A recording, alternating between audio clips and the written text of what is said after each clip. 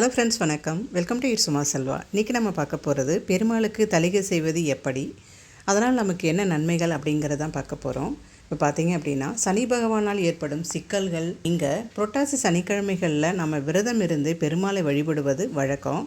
புரட்டாசி சனிக்கிழமைக்கு அப்படி என்ன சிறப்பு அப்படின்னா, சூரிய பகவான் கன்னி ராசியில் சஞ்சரிக்கும் காலம்தான் இந்த புரட்டாசி மாதம்.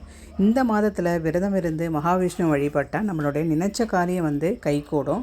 மகாவிஷ்ணுவின் அருளை பெறக்கூடிய நாள் என்பதால் இந்த நாளில் நம்ம விரதம் இருந்து வழிபட்டோம் அப்படின்னா மகாலட்சுமியோட அருளையும் நம்ம சேர்ந்து பெற்றுடலாம். புரட்டாசி சனிக்கிழமைகளில் தலிகை அல்லது படையலிட்டு வழிபடும் முறை உண்டு. இப்போது இந்த சனிக்கிழமை, முதல் சனிக்கிழமை உங்களால் படைக்க முடியல அப்படின்னா 3வது சனிக்கிழமையில் நம்ம படையலிட்டு வழிபடலாம். புரட்டாசியில் 2வது மற்றும் 4வது சனிக்கிழமைகளில் மகாலய பட்சம் மகாலய அந்த அமாவாசை வருவதால் அந்த நாட்களில் நம்ம தலிகை போட்டு அந்த பிரசாதத்தை நம்மளால் சாப்பிட முடியாது. அதனால தான் 2வது மற்றும் 4வது நம்ம சனிக்கிழமைகளில் தலிகை இட மாட்டோம். முதல் சனிக்கிழமையும் 3வது சனிக்கிழமையும் தலிகை இடுறது வழக்கம். எப்பொழுதும் 5 சனிக்கிழமை வரும். இப்போ 5வது சனிக்கிழமை அன்றைக்கி போட்டுக்கலாம். இந்த மாதிரி 2 இந்த 4 அந்த தவிர்க்கிறது நல்லது.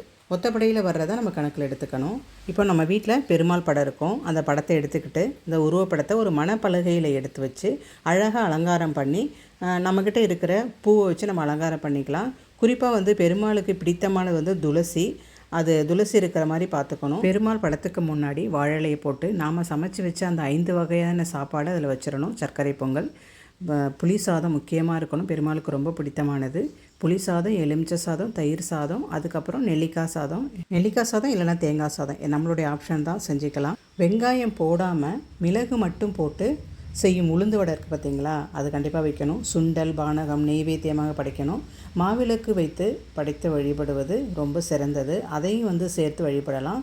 இந்த சாதங்களை வரிசையாக வச்சு வழிபடலாம். அல்லது நமக்கு இந்த சாதங்களை கொண்டு பெருமாளின் திருமுகத்தை வரைந்தும் வழிபடலாம். நம்ம எந்த படையல் பண்ணாலும் கண்டிப்பாக விநாயகருக்கு ஃபஸ்ட்டு வழிபாடு பண்ணிட்டு தான் நம்ம அடுத்த வழிபாடு பண்ணணும்.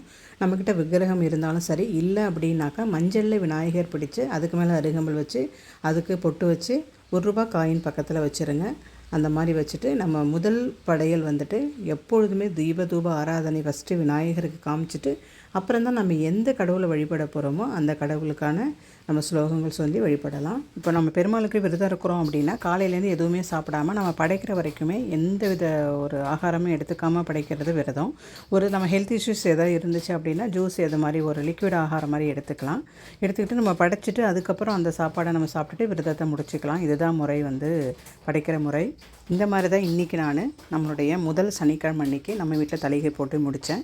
ஈவினிங் டைம் இருந்துச்சுன்னா நீங்கள் கோவிலுக்கு போயிட்டு பெருமாளை தரிசனம் பண்ணிட்டு வந்துருங்க. இந்த வருடம் பார்த்திங்க அப்படின்னா 4 சனிக்கிழமைகள் தான். முதல் சனிக்கிழமைக்கு தலிகை போட்டுட்டேன். 2வது சனிக்கிழமை, 3வது சனிக்கிழமை பார்த்திங்கன்னா கொலுவில் வந்துடும் சாமி. கொலுவில் வச்சுட்டு நம்ம மலையேற்ற முடியாது. அதனால் இந்த வருடம் முதல் சனிக்கிழமை தலிகை போட்டு முடிச்சாச்சு. நான் இப்படி தான் சாமி கும்பிட்டேன். அதை நான் உங்களோட ஷேர் பண்ணிக்கிட்டேன். இந்த வீடியோ உங்களுக்கு பிடிச்சிருந்துச்சுன்னா நம்ம சேனலை சப்ஸ்கிரைப் பண்ணி சப்போர்ட் பண்ணுங்கள். மீண்டும் ஒரு அடுத்த வீடியோவில் சந்திக்கலாம். அது வரைக்கும் சும்மா செல்வா. தேங்க்யூ.